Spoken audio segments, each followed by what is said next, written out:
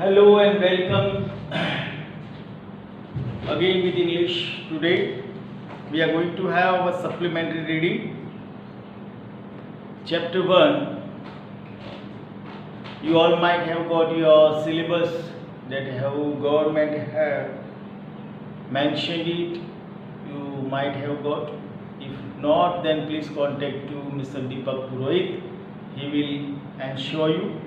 So the first lesson today we are going to have from our supplementary reading. You all are having moments, as I told that I was not having book, but I can manage something 1 or 2 chapters from the office. So let's begin with that, written by Mulkraj Anand, an English, an Indian, and also an English writer. So chapter 1, The Lost Child. As we all are fond of going to fairs and some visit to places over there for tour and such on. This is a story about a small child who is going with his father in a fair. Then what happens? You know, we can't live without our parents as we are young when we are a child. No doubt you all are now in a maturity level at such age that you can go through it without your parents also. So some problem with the light, you might face some problem. So it happens in India. So let us begin. Page number is not mentioned over there, but go with your text moments. A child goes to a fair with his parents. He is happy and excited and wants the sweets and toys displayed there.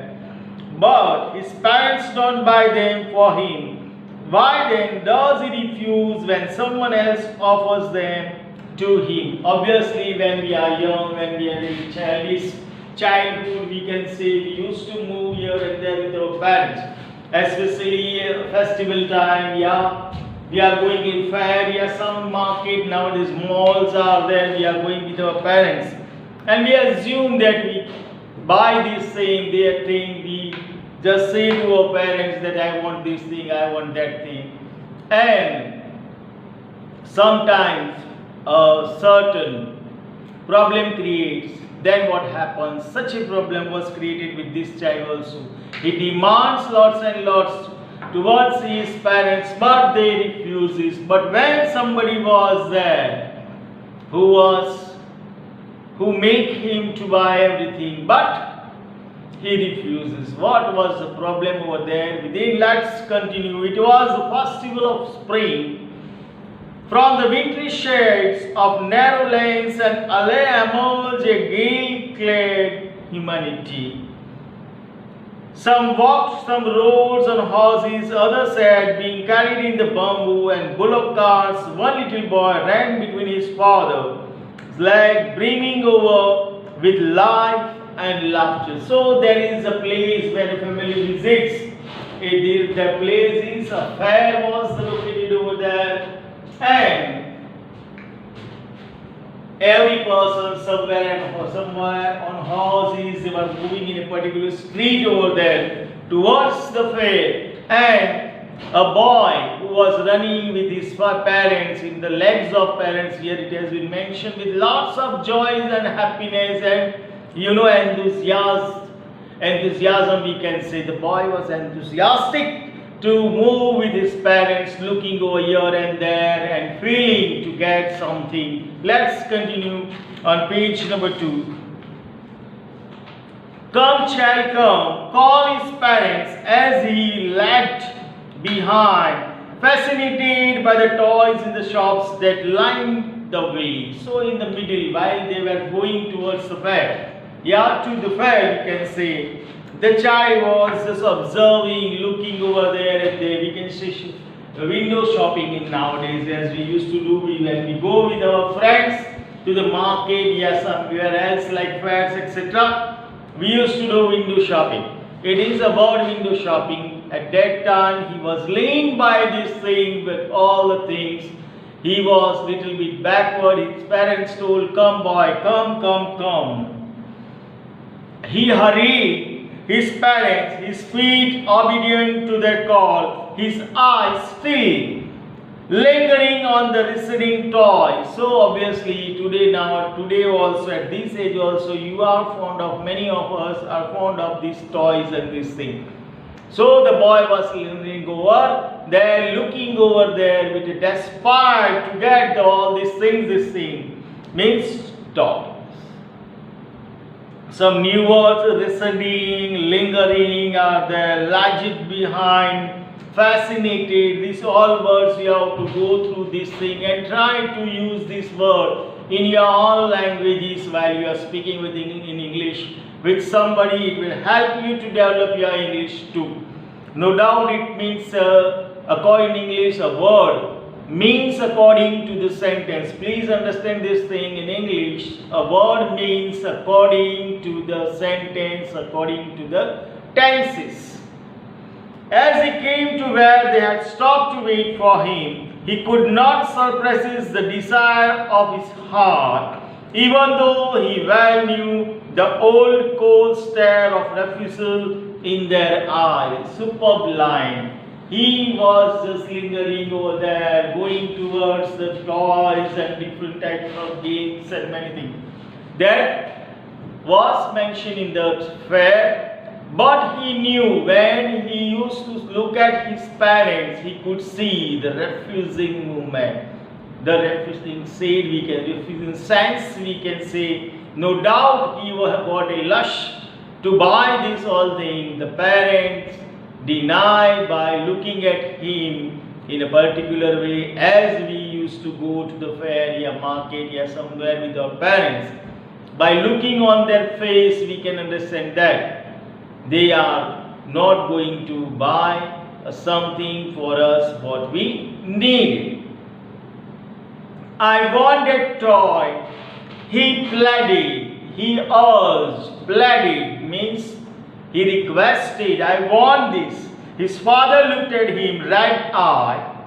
In his familiar trance way, his mother, melted by the free spirit of the days, was tender and giving him a finger to hold, said, look child, what is before you?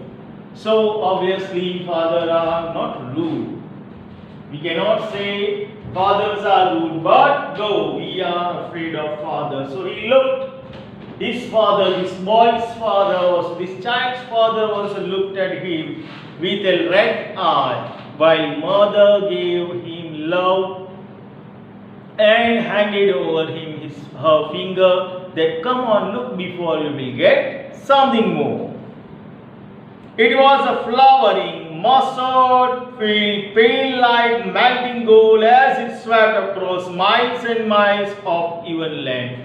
So while they were visiting to this thing, the fair was located in a situation there. In between there were fields, and that fields were full of yellowish type flower.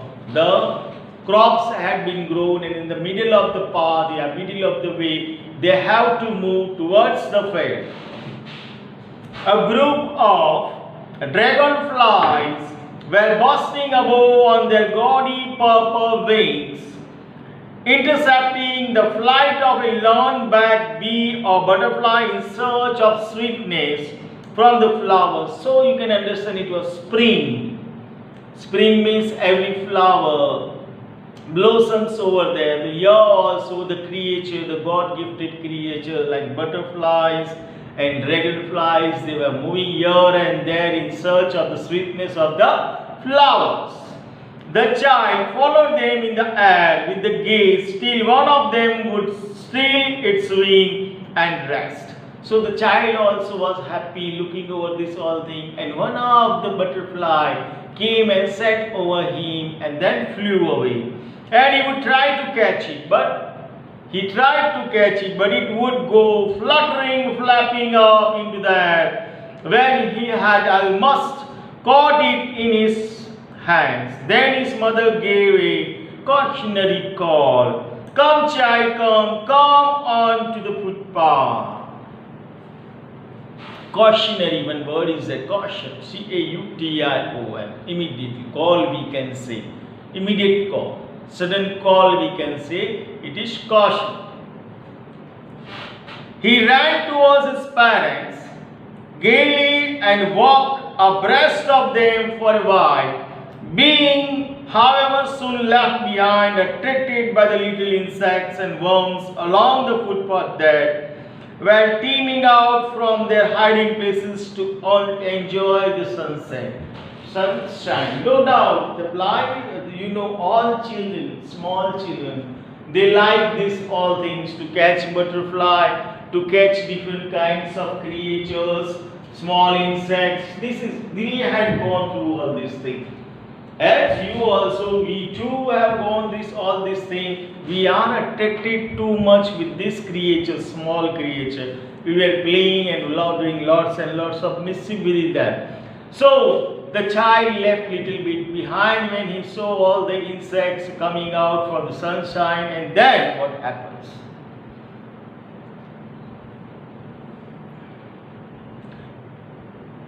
Come, child, come, his parents called out from the shade of a grove where they had seated themselves on the edge of a well. He ran toward them. Now there is a time of rest. So they were resting over there nearby a well, and they called the child, come, and he went towards his parents. A shower of young flowers fell upon the child as he entered the grove. And forgetting his parents, he began to gather the raining petal in his hand. Petal means tender flowers. Petals means tender flowers. So, suddenly the shower might be a tree and flowing down these petals and flowers over him. And then he was busy in collecting the petals. But lo, he heard the cooing of doves and ran towards his parents shouting, the dove, the dove. The raining petals dropped from his forgotten hands. Then a dove gave a voice, a sweet voice. He ran toward his parents crying, saying, dove, dove, dove. And the petals that he had gathered in his hand fell down over there. Come, child, come, they called to the child who had now gone running in the wild capels round the banyan trees, and gathering up they took the narrow, winding path which led to the fair through the mustard fields. Now, by calling him, they were moving to the mustard fields over there, and the boy was happy running over down to the street, to the footpath here and there with the parents. As they neared the village, the child could see many other footpaths full of throngs covering to the whirlpool of the fair, and felt at once repelled and fascinated by the confusion of the world he was entering. Now they went towards the fair. They were nearby the fair, and what he could see on the footpath, lot of whirlpool, whirl. You can say that we call in Gujarati chakdor. I am sorry for this thing. And many things that fascinated him, attracted him. The lavish boy, he was no doubt in confusion to see the new world, the world of fair. If you get a chance to visit Disneyland or somewhere else, how happy you are, how fascinated you all are by going over there, looking here and there, different types of rides are there, many things we just can't imagine. We had gone through this thing just in a movie or in a serial or anything else, but you have to visit these places too. A sweet salad hot, gulab jamun, rasgulla, barfi, jalebi, oh, watering mouth. Obviously, I watered my mouth, you might also be. At the corner of the entrance, and the crowd pressed round his counter at the foot of an architecture of many colors, sweet, decorated with leaves of silvers and gold. Oh, so good barfis and gulab jamuns. It was just decorated with the leaves of silver, and crowd used to rush over there for the sweets. The child stayed open-eyed and his mouth watered for the burfi that was his favorite sweet. And water as I have watered my mouth, the child also watered his mouth by looking at the burfi, as burfi was his favorite sweet. I wanted that burfi, he slowly murmured. Murmur means speaking slowly.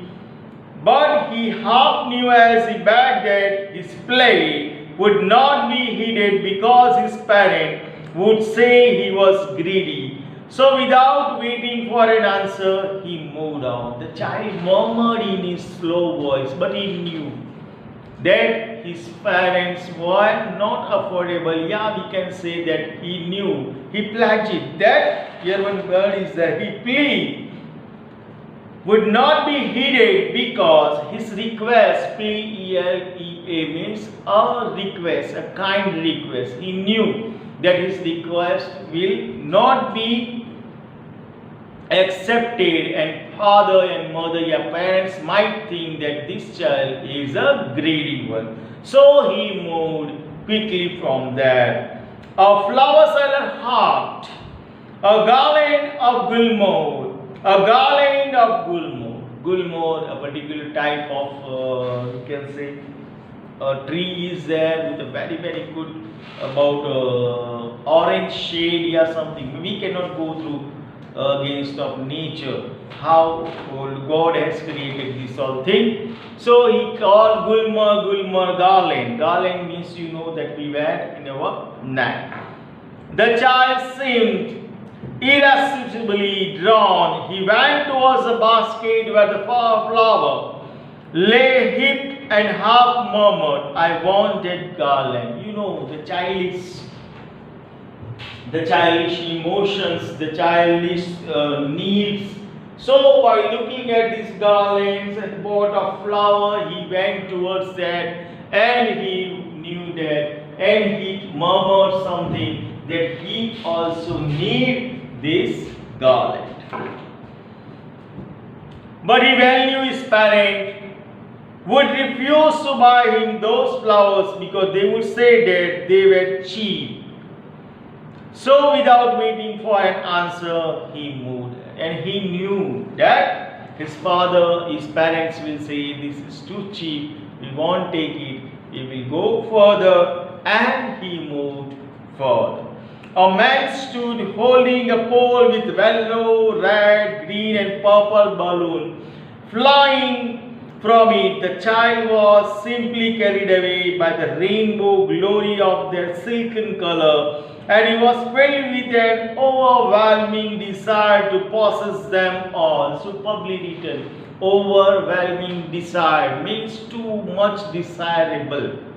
As children used to see balloons, here also in city also, yeah, anywhere, balloons are, you know, every time the attractive things for the children, especially you too, even me too. Whenever I used to see balloons, I will attract, I will buy, no doubt today I am buying for my kids, but the rainbow style, different colored balloons that are flying towards the sky, the boy was truly appreciated, and he wants this awesome thing regarding this thing.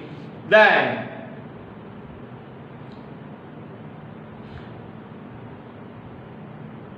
but he well knew his parents would never buy him the balloons because they would say he was too old to play and with such toys. So he walked on further. But he knew every answer of his parents.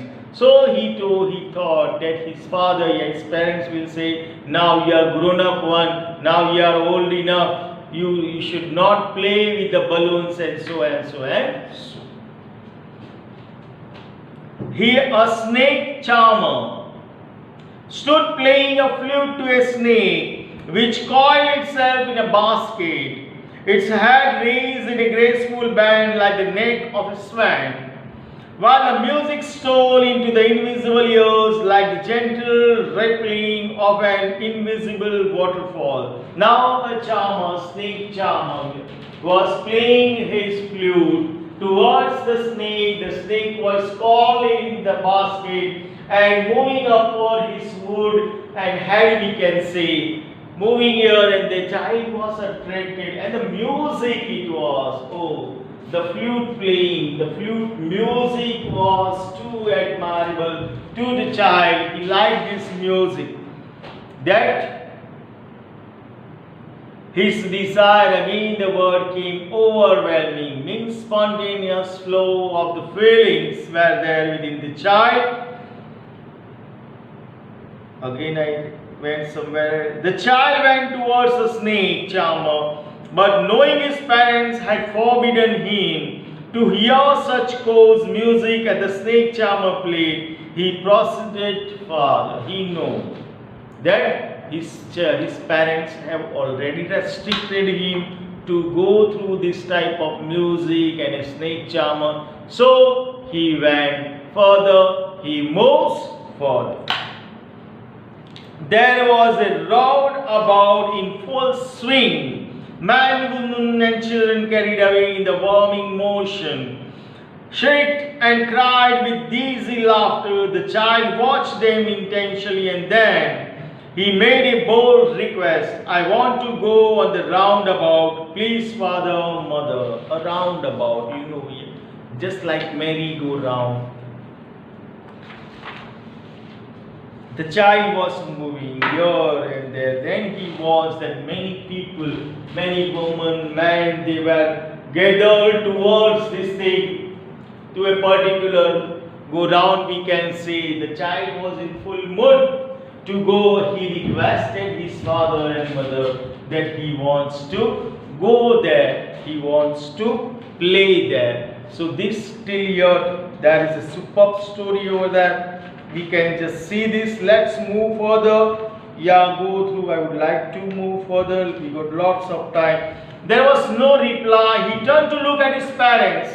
There were no there ahead of him. He turned to look, and either side they were not there. He looked behind. There was no sign of them. Now it created a problem. He asked his parent, but when he looked here and there, he couldn't find his parent. Here, there, around, everywhere he was in search of his parent, but he couldn't find his parents.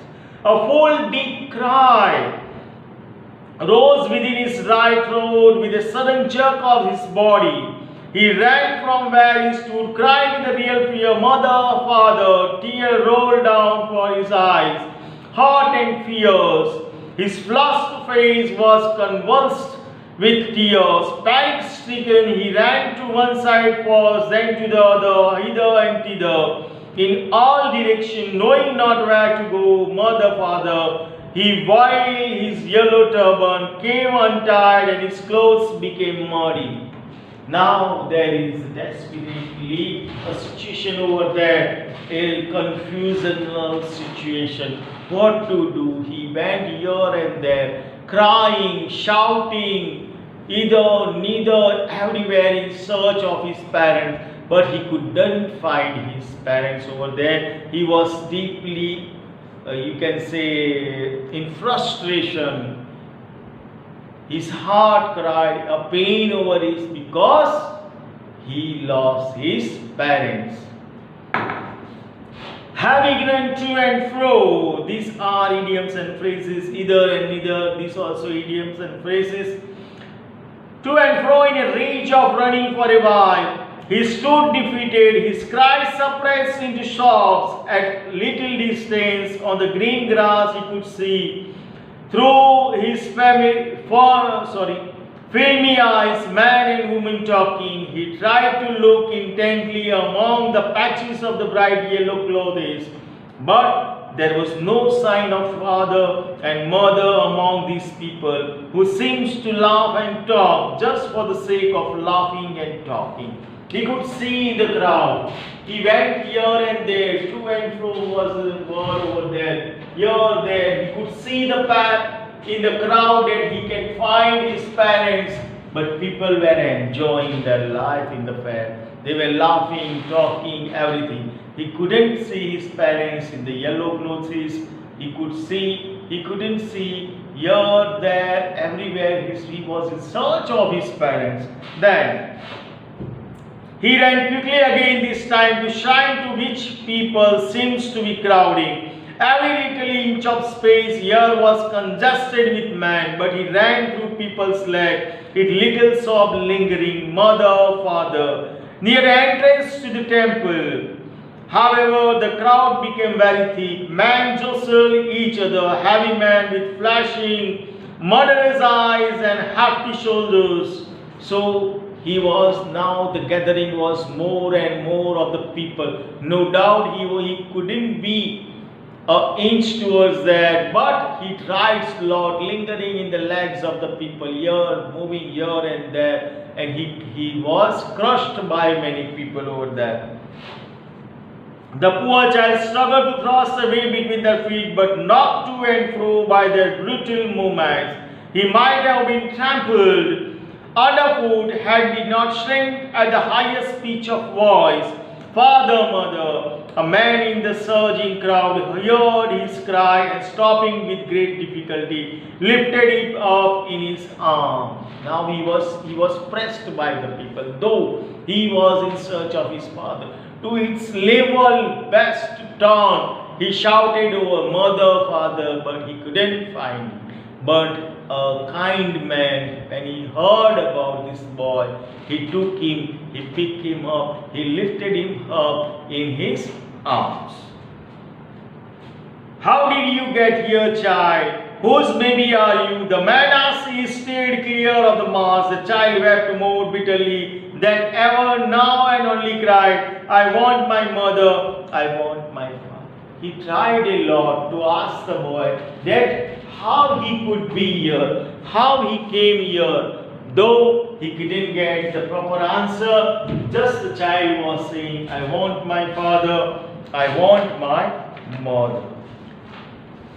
The man tried to soothe him, to convince him, by taking him to roundabout. Will you have a ride on the horse? He gently asked. He approaches the ring. The child throat tore into 1,000 shrill sobs, and he only shouted, I want my mother, my father.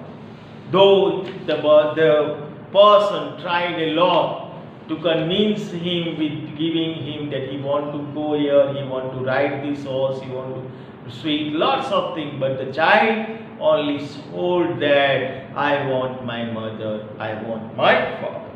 Then man headed toward the place where the snake charmer still playing on the flute to swing cobra. Listen to that nice music, child, he pleaded.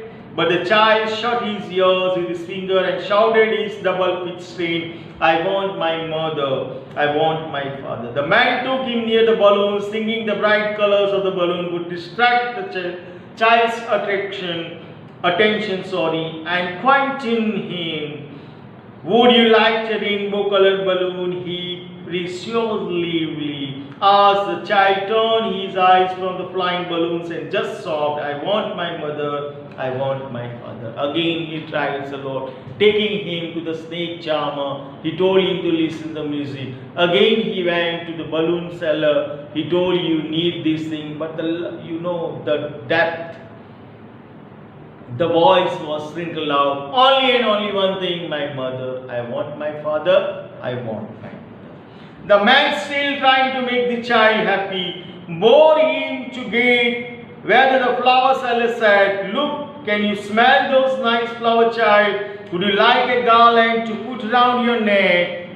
The child turned his nose away from the basket and reiterated his sob, I want my mother, I want my father. So the situation changed. Once upon a time, he liked all these things. He was lavishly wishing, his desire was to take everything. But now he was in such a condition. He lost his parents. So he only sobbed that, I want my mother, I want my father.